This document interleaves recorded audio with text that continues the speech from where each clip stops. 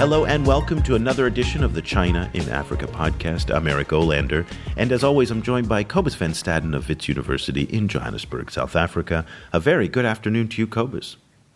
Good afternoon. Cobus, one of the most enduring stereotypes of the Chinese in Africa is that they are importing massive amounts of labor into Africa from China, even bringing in convicts to work on construction projects. So the rumors go. Of course, this is one of those old wives' tale that has been debunked time and time again, and yet it continues to sustain itself. I am not entirely sure how, but it's really among the imaginations of a lot of Africans and Westerners who really have this idea that what Chinese enterprises operating in Africa, particularly in major countries like Kenya, do not hire locals. Now, there's new research that's coming out that refutes that stereotype once again. We saw this, Cobus, I want to say about a year or two ago, when Barry Saltman and Yen Hairong out of Hong Kong did some research on this subject, really refuting that perception that Chinese enterprises do not hire locals. But here we are yet again talking about this very subject.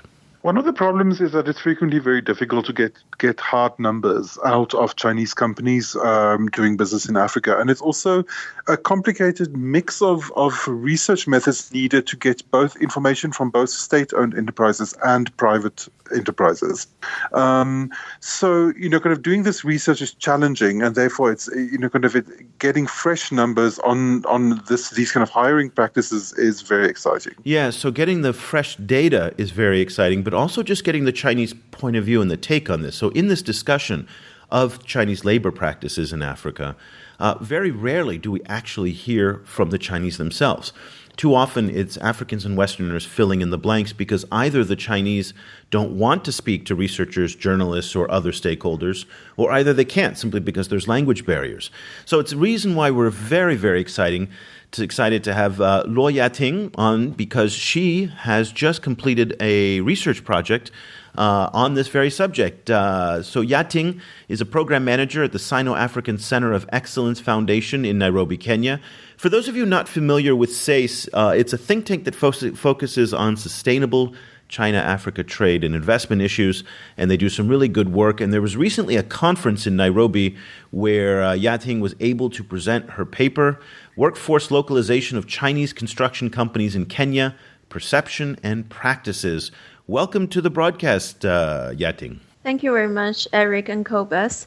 It is very much an honor of mine to join your podcast and share with you about the findings we have during our research in the past 2 years about Chinese companies in Kenya. Well, let's get right into it. So you've talked to about 75 different Chinese companies, and I think before we kind of get into the details of your findings, let me just kind of bring people up to date with some of the data that you present in your paper.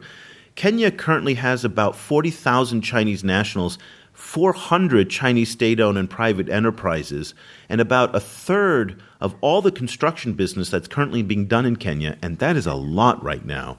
When you see what's going on in cities like Nairobi and then also the standard gauge railroad and some of the other infrastructure projects, so a third is a very large number, are all being done by Chinese companies. So, Yating, the key question here is that in your findings you said around 90% of employees employed by Chinese companies are locally hired. So why is it that the perception is really the opposite? I would say there are several aspects to the perception. First is that although we found that around 90% of the employees in Chinese companies are locally hired, middle management are hardly localized. So most of the project managers, most of officers in Chinese companies, they are still Chinese nationals, although like around 95% of the part-time employees are locally hired compared to 78% of the full-time employees are locally hired. So that might be one aspect to it, because a lot of people talking about them, they are middle class. They are educated people who want to get hired in big companies. When they can't get the opportunities, they want to strive for their kind of like opportunities in job opportunities. And the second part would be, as you mentioned, Chinese companies hardly speak to outsiders. It takes us it takes us such a long time to build trust and let them speak out to us, even if it's positive facts that they really hire local people. And there's another aspect to it is about the skills. So why Chinese companies don't hire local management people is that they found the technical skills and also soft skills of a lot of local talent. They are not really qualified. That's why a lot of training programs are now initiated here by international partners, by banks, by Chinese companies themselves to help educate, to help train local people for better positions. Can you talk us through these training programs a little bit? Like in your report, you make the point that there was one philosophy of training which turns out to not actually be very successful in Africa, and now they're exploring other training options or other formats of training. Like, what are some of the challenges that they've faced so far in training Africans? And how are they moving into the future in this issue? For training programs, I would say first of all, companies will start with like paying tuitions for their employees to study in local technical education institutes. But that didn't work out because a lot of local training institutes, they do not have the capacity for updated training.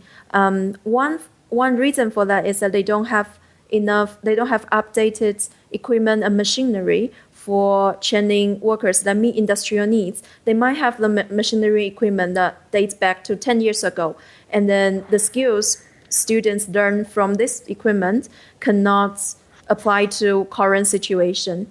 And the second is the teaching capacity. A lot of teachers, they don't get paid well enough. Like they don't pay teachers well enough to get qualified people from teachers with industrial experience, so that teachers just teach according to manuals or instructions from the textbook without any practical training. So a lot of companies complain to me that they found the graduates not qualified. So there's a funny story that a project manager in a Chinese company told me. He hired someone who has a truck driving graduate certificate. However, when this guy come to work, he honestly told the employer that he never touched a truck before, but he learned everything through books. So this situation happens very often in a lot of companies. So that by kind of training in simply technical training institutes does not work out for everyone now. So a lot of companies, they try to seek alternative ways. For example, we now encourage a lot of companies to work with technical training institutes to collaborate on programs. So, for example, companies can contribute technology, equipment, and machinery, while the technical institutes can contribute curriculum, contribute students that are meeting admission requirements, so that they can collaborate together and train talents that really ready for immediate employment. That's one way out we suggest to companies and institutes. You know, what really bothers me about this whole conversation is how so much of the tension and the anxiety and the misunderstanding is the Chinese bringing this on themselves. And there's this kind of cycle that I'd like to get your feedback on. When you were talking with the different companies, and I thought it was interesting when you said it was difficult for you. You're Chinese. You're a Chinese national. And you find it difficult. Imagine, again, for other stakeholders, either journalists or, Africans, who want to engage Chinese companies. So Chinese companies are very resistant to work with outsiders and to talk and share and to communicate. And then what ends up happening is the outsiders then start to kind of spread these vicious rumors. Well, that then makes the Chinese companies that much more fearful, hostile, and reluctant to then work with outsiders.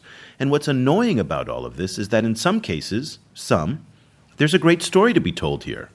Your research is actually quite complementary to some of the, to the really wonderful narratives that the Chinese are trying to put forward about training programs, about hiring locals. But yet it's so difficult to get this information out of the Chinese companies themselves. So I'm just wondering, do you have any sense when you were talking and doing the interviews with these various companies, do they know how skeptical outsiders are of their work and what they're doing? I believe they are aware of that. That's why they try to keep outsiders away. So even if when I was doing my research, I come across many difficulties. There's a very interesting story was that I approached a owner of a private owned company and talked to him about where I'm working in, what I'm doing, why I want to ask you these questions. And I said, I'm from SACE Foundation. And he was like, yeah, SACE is fine, but you might be cheating me. So I was like, no, it's okay. Come to our office and meet the team here. So I gave him the address of our office. Then he came here because our office is located in an office building. So the entire office building is called ESBC. So there's the ESBC logo outside of the building. And when he came, he found that, no, your company is called ESBC. You are not working for SACE Foundation. I can't talk to you. And then I said, no, you can ask the reception, like whether this is the office building. Like we are one of the companies that are hosted here, or like we are one of the organizations that are hosted here. And he said that I can't because I can't speak English. So I guess I feel like there are a lot of challenges here. Is language barriers, is in distrust. People don't talk to outsiders, and it kind of reinforces the perception of local communities and of outsiders that Chinese companies may be guilty, feeling guilty of themselves, and they don't want to review the ugly facts. Okay, well let me just push you a little bit here. Is that something about the Chinese in Africa because they feel they're under attack, or is that also something that the Chinese in China also feel? Because there is no free press in China. You know that people are also very reluctant to speak openly for lots of different reasons. So is this an instinct that runs very deep in these people that extends far beyond their presence in Africa? They pick this up when they're back home in China, because talking to the press or talking to outsiders never really brings anything good to you. So where is this coming from, this type of reluctance? I wouldn't say it's in general, I wouldn't even say it's a China-Africa thing. I mean, Chinese companies here, they are like any other companies. They come across their challenges, their difficulties, like British company years ago, like American companies years ago, and perhaps German companies. I would say that it's something that companies here, they are new and they want to keep low profiled. It's very. I can totally understand that when people say something, because the business environment here is very different from business environment in China, and people don't find the norm here how they can excel in such a short time. So people just try to be conservative, just be low profiled. That's my understanding of their reaction. And even us, even the foundation itself, come across some difficulty 2 years ago when the media picked things from our research report and then talk about it from their own perspective, and which brings some trouble to the foundation. And after that, we decided to keep it low. That we try not to engage with media too much because we don't have a very mature system yet to deal with the media. But after that, we try to figure our own way out. We try to figure out how to do a press release for events, how to do this and that, and build a media system that we can deal with the media. Not necessarily that every journalist need to speak good about us, but we can provide the information we have, and not to kind of misguide people. Because sometimes it's also our fault not to give full information about something. And I think it's the same with Chinese companies. For companies, you can see China, some big companies in Kenya, when they have a media department, they are more willing to deal with the media, we're willing to deal with researchers and outsiders. But for some companies, they don't have such kind of capacity, so they try to refrain from this conversation and avoid making mistakes. So you mentioned the language barrier. The issue, the descriptions of some of the language problems that you describe in your report were actually, I found quite funny.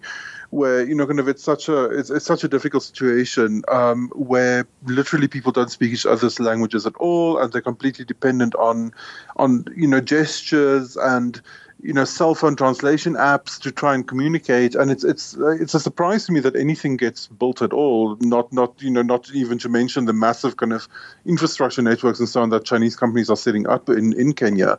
Do you think, is it going to be easier to teach African workers Chinese, or is it going to be easier to teach Chinese managers English? Which is the bigger challenge? I think they are equally challenging because each language is a new world for an outsider to learn.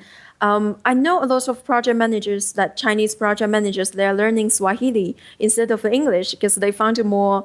They find it easier to learn, but it largely depends on one's language capacity, like language learning capacity, not just because of the languages.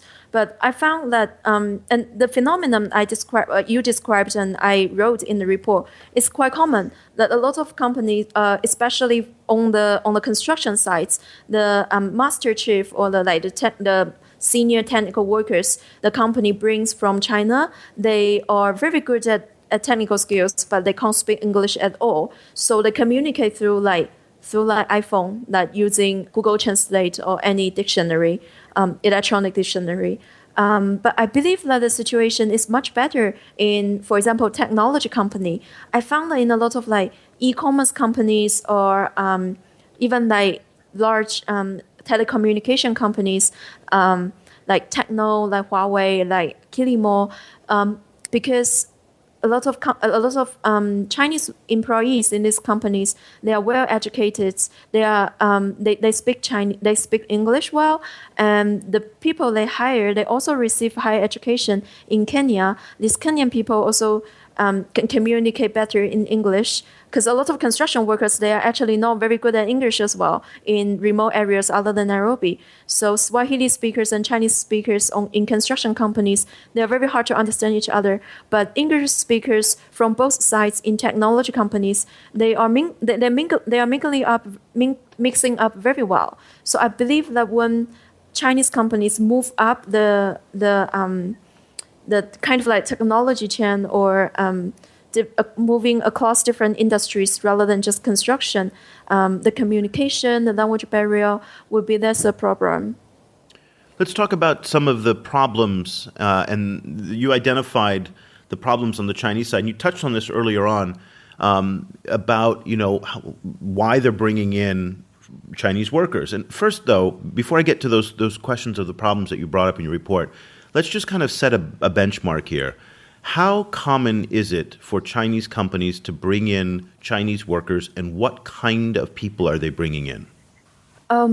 Also, it's very hard to bring Chinese workers here. Actually, companies don't want to do that because they need to be responsible for the employees' flights, accommodation, insurance, and people don't like to come because they don't want to leave their family, leave their friend circle. And usually, it takes them around 7 or 8 times of the cost of hiring a local worker. So they prefer to hire a local worker. However, a lot of them complain that it's hard to hire qualified technical workers here. I'll get to that. And so are the Chinese companies bringing in any convicted labor, any convicts or prisoners that you found in any of your research? Well, as far as I know, I didn't meet any of them. Okay. I don't think it's even legal. It's probably not. But Cobus, this is the trope that keeps coming up over and over again.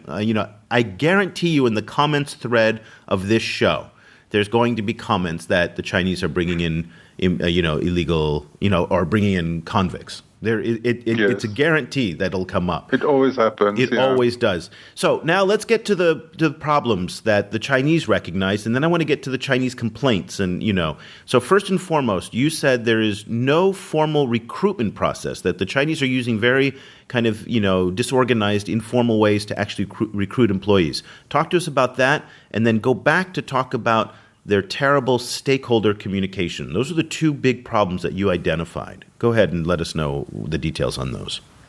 Sure. So for recruitment process, now, probably because the reason is that the supply is much larger than the demand. So a lot of companies, they just put up their job notices on their construction sites. There will be a lot of people lining up for jobs in front of their project gates. They're site gates every morning for the project manager to pick them, and some of them might put up some job notices on the community communication board, that not public notice board, but it's not very common. And a lot of human resource managers told me that usually they will hire workers that are introduced by their current workers. So they will say, my cousins, like the cousins of the workers or the friends of the workers, they will just come and work for the company. And the company prefer this way because they feel they have someone as a referee instead of just picking up someone depending on their CVs. And I believe this is not a very good way to source long-term qualified talent, because one of the challenges they are facing is that they can't find workers with long-term commitment. A lot of workers want to leave like 1 day or 2 days just because 100 more shillings they can earn per month in another company, or they just simply don't want to work anymore since they have earned enough for the day. And it's also the cause of why Chinese companies cannot find local middle managers.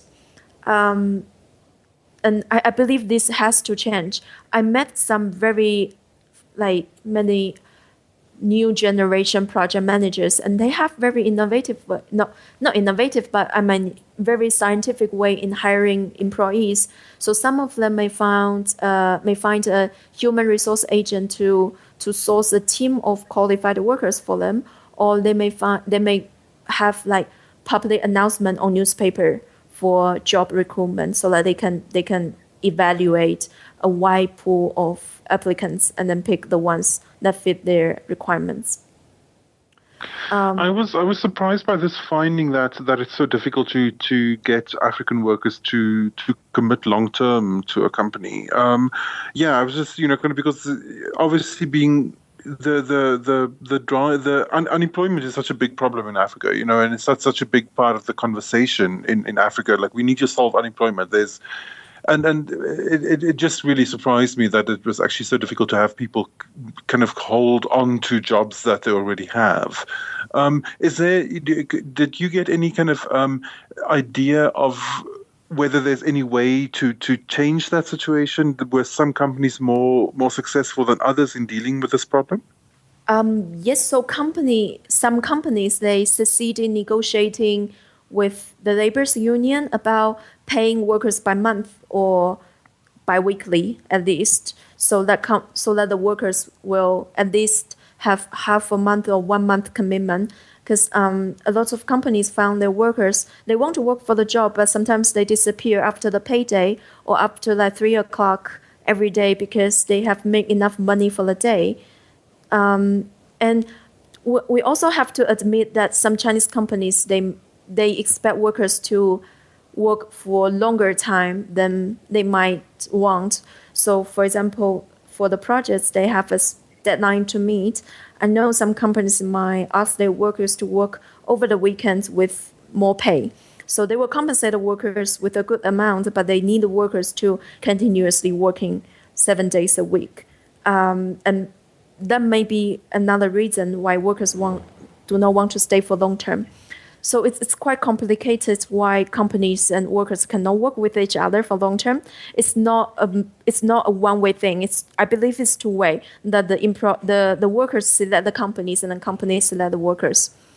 So let's go a little bit more into the Chinese complaints. And you identified this in your paper as a very specific kind of set of issues here. And I'll read the 4 issues, and I want to add a 5th one to it and get your feedback.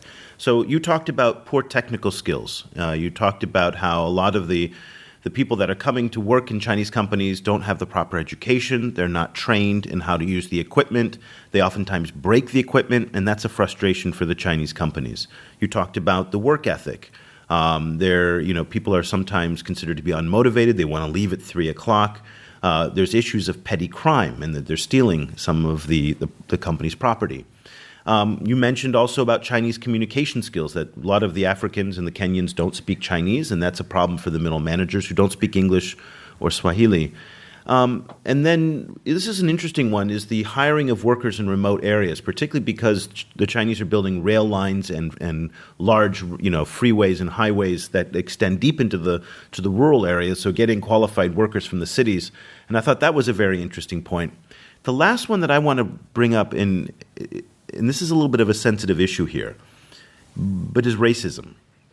And did that ever come up as an issue? Because one of the things that we see in some of the research and also just some of our own kind of interactions is some very kind of provincial thinking of Chinese towards blacks in particular.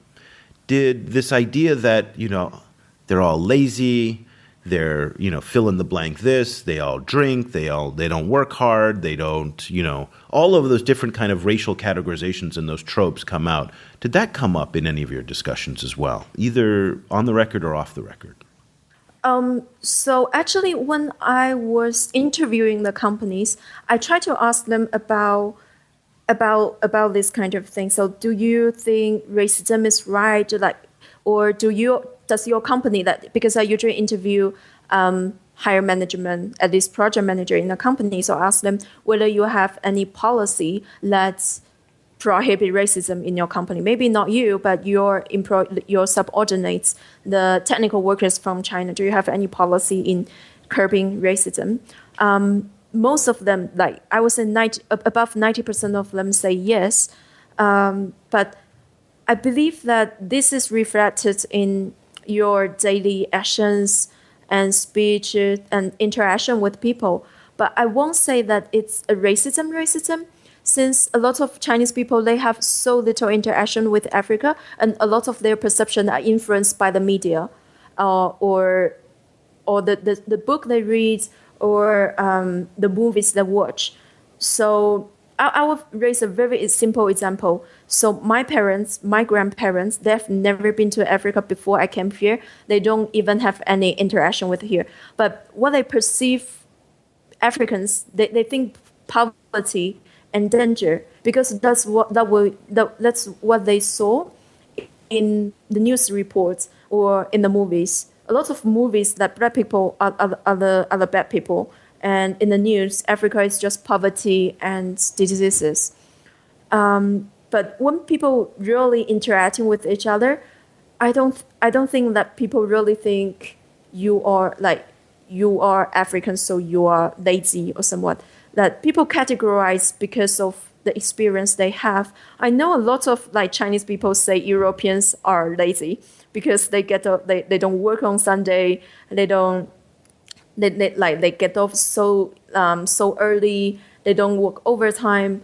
So these are stereotyping towards many other countries. Yeah. It's not focusing on Africa. The Chinese are very well known for basically looking down on most of the world when it comes to work ethic. I mean, the Chinese have a really, really high work ethic.